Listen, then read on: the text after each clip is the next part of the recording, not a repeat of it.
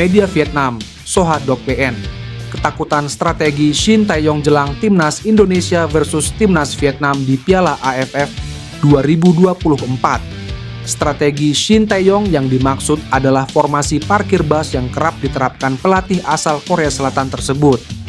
Timnas Vietnam juga pernah tampil dominan saat bertemu Timnas Indonesia di fase grup Piala AFF 2020. Saat itu, Timnas Vietnam racikan Park Hang-seo mengepung pertahanan Timnas Indonesia yang dikomandoi Rizky Ridho. Menggunakan formasi 5-4-1, Shin Tae-yong membentuk pertahanan grendel yang menyulitkan lini depan Timnas Vietnam. Sepanjang laga, Ang Nguyen Quang Hai dan kawan-kawan membuat 21 tembakan, namun hanya satu yang tepat sasaran. Kondisi ini yang ditakutkan Soha Doc TVN kembali terjadi di laga besok malam. Mereka khawatir jika Timnas Vietnam gagal menang melawan Timnas Indonesia, skuad Golden Star Warriors, julukan Timnas Vietnam, bisa gagal juara grup B. Tantangan Timnas Vietnam melawan Timnas Indonesia diperkirakan akan jauh lebih besar. Gaya permainan bertahan yang diterapkan Timnas Indonesia akan membatasi ruang gerak pemain depan Vietnam dalam menguasai bola. Selain itu, Timnas Indonesia juga memiliki pemain yang piawai melakukan serangan balik, tulis Soha. Menarik menanti respons yang ditunjukkan Shin Tae-yong. Setelah ditahan Laos 3-3, sanggupkah Shin Tae-yong mengantarkan Timnas Indonesia meraih kemenangan di markas Vietnam? Pelatih Timnas Indonesia, Shin Tae-yong ingin Ivar Jenner segera datang untuk memperkuat tim Garuda yang akan melakoni laga ketiga ASEAN Cup 2024 melawan Vietnam pada Minggu. Hal ini dikatakan Shin setelah timnya dipastikan tanpa Marcelino Ferdinand karena mendapatkan hukuman skorsing akibat menerima kartu merah pada laga melawan Laos di Stadion Manahan, Solo, Kamis. Saya ingin memanggil Ivar secepat mungkin, kata Shin. Ivar termasuk nama yang dipanggil Shin pada 33 nama pertamanya yang dipanggil untuk ASEAN Cup. Namun, pemain Jong Utrecht itu pada akhirnya tak masuk 24 skuad final karena tidak dilepas oleh klubnya. Shin sadar bahwa permintaan ini sangat berat terwujud. Pasalnya, Jong Utrecht yang tak melepas Ivar masih memainkan pertandingan hingga 21 Desember WIB atau 20 Desember waktu setempat mendatang sebelum jeda musim dingin. Turnamen level Asia Tenggara ini tak masuk dalam kalender FIFA, sehingga hal ini membuat klub sebagai pemilik pemain mempunyai hak penuh untuk menentukan pemainnya bisa pergi membela negaranya atau tidak. Artinya, jika menunggu pertandingan terakhir Jong Utrecht sebelum jeda musim dingin, Ivar baru bisa bergabung andaikan timnas lolos ke babak semifinal. Tapi itu tidak mudah. PSSI juga tengah berusaha untuk mendatangkannya. Lanjut dia, pelatih asal Korea Selatan itu kemudian meminta kepada awak media untuk membantu mendorong agar Jong FC Utrecht dapat segera melepas gelandang 20 tahun tersebut. Kevin Dix, bek kanan andalan FC Copenhagen sekaligus pemain tim nasional Indonesia, kembali ke posisi bek kanan saat timnya menghadapi Hearts di laga UEFA Conference League atau Liga Conference, Jumat dini hari WIB. Selain berkontribusi positif atas timnya, Dix menyampaikan apresiasi kepada para pendukungnya di Indonesia yang rela begadang untuk menyaksikan aksinya. Setelah cukup lama mengisi berbagai posisi di lini belakang, termasuk bek tengah dan bek kiri, Dix kembali ke posisi favoritnya sebagai bek kanan. Ia menjadi motor serangan untuk gol pembuka Copenhagen saat aksinya melewati beberapa pemain lawan berujung pada gol Amin Chiaha. Tidak hanya itu, Dix juga mencetak gol melalui penalti di babak kedua, memastikan kemenangan 2-0 untuk Copenhagen atas Hearts. Saya merasa nyaman di posisi bek kanan. Bermain di posisi lain sebelumnya memberikan perspektif baru, sehingga ketika kembali ke posisi ini, saya lebih memahami peran saya, ujar Dix.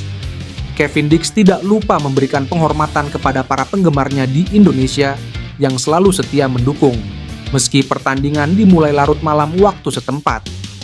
Fans di Indonesia sungguh luar biasa. Mereka menonton pertandingan kami meskipun berlangsung dini hari. Saya sangat menghargai dedikasi mereka, kata Dix. Timnas Indonesia langsung bersiap untuk pertandingan ketiga Piala AFF 2024 usai. bermain imbang 3-3 menghadapi Laos Kamis malam. Laga berikutnya, skuad Garuda akan menghadapi laga tandang melawan Vietnam pada Minggu 15 Desember. Dengan hanya jeda 3 hari, rombongan timnas Indonesia segera bergegas berangkat ke Vietnam selang sehari, setelah laga kandang melawan Laos yang berakhir dengan skor 3-3. Usai pertandingan kedua, Piala AFF 2024 itu, pelatih Shin Tae-yong menyampaikan kritik soal jadwal pertandingan yang padat. Piala AFF 2024 memang jadwalnya sangat padat. Tidak bisa terjadi jeda antara pertandingan hanya 3 hari. Ini sama saja membunuh pemain, ucap pelatih asal Korea Selatan itu. Menurut dia, setidaknya harus ada 4 hari jeda antar pertandingan. Sebab, 1 hari itu hanya untuk di perjalanan.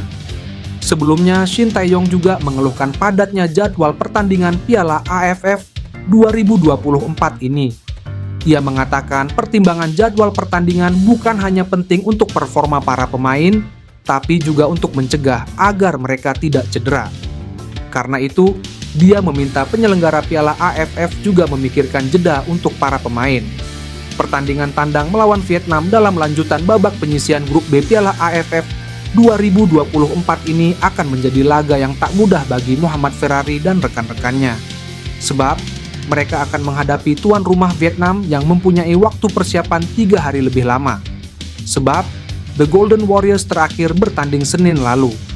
Tim asuhan Shin Tae-yong akan tiba di Vietnam dengan status sebagai pemuncak klasemen, sementara grup B dengan raihan 4 poin dari 2 laga. Sebelum bermain imbang melawan Laos, Indonesia menang 1-0 dari Myanmar dalam laga tandang pada Senin lalu.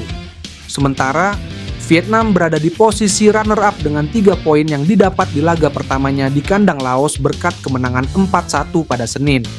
Urutan ketiga grup ditempati Filipina dengan 1 poin dari 1 pertandingan yang sudah dimainkan. Ketua Umum PSSI Erick Thohir mengaku teringat cedera parah yang dialami Evan Dimas ketika melihat insiden yang dialami Marcelino Ferdinand di laga Myanmar versus Indonesia di Piala AFF 2024. Timnas Indonesia bertandang ke markas Timnas Myanmar di laga matchday pertama Grup B Piala AFF 2024 di Tuna Stadium, Senin. Laga tersebut tak mudah bagi skuad Merah Putih. Akan tetapi pada akhirnya Myanmar bisa dikalahkan dengan skor 0-1. Indonesia memang menang. Akan tetapi ada satu hal yang membuat netizen berang yakni saat bek Myanmar, yakni Hein Phyo Win, yang menendang bola ke arah kepala Marcelino Ferdinand. Insiden yang dialami Marcelino Ferdinand di laga Myanmar versus Indonesia itu mendapat perhatian dari Erick Thohir. Ia mengaku momen tersebut langsung mengingatkannya atas nasib Evan Dimas. Pada final CA Games 2019 silam, Evan Dimas dicederai oleh Duan Van Hau ketika timnas Indonesia bersua timnas Vietnam. Alhasil, Evan tak bisa melanjutkan permainan dan digantikan oleh Syahrian Abimanyu. Sampai hari ini juga saya ada ketakutan melihatnya ketika waktu itu Evan Dimas juga cederanya sangat parah sekali ketika dikasari oleh pemain Vietnam waktu itu, ungkap Erick Thohir.